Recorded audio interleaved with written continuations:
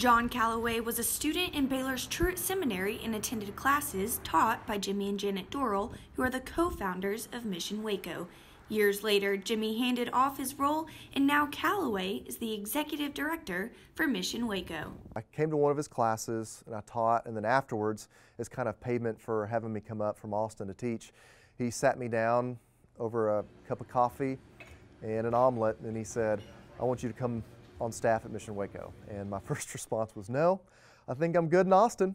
And he said, "Well, at the very least, can you pray about it?" I said, "Well, I really don't want to pray about it. I know what happens when you pray." And I said, "But I'll go home. We'll start praying about it and just kind of see where the Lord leads." And then about 6 months later, I came on staff here at Mission Waco. Calloway first heard about Mission Waco in Thailand. While on a retreat, he met Jimmy and Janet's son, Josh, who told him that if he ever moved to Waco to attend Truett Seminary, he needed to look up his parents in an organization called Mission Waco. I had Jimmy and Janet as professors there at Truett Seminary, and the very first class that I had, I went up to them and said, "I think I met your son in Thailand." And they kind of laughed.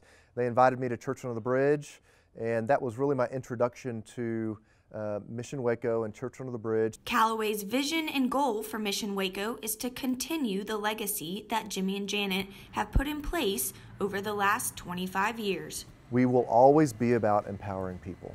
We also will always be about mobilizing the middle and upper class to compassionately serve the poor. We will also always be about fighting those systemic issues that surround injustice in our city, around our nation, and certainly around the world. Jimmy and Calloway will continue to share responsibilities as the transition takes place. For Lariat TV News Today, this is Meredith Aldis reporting.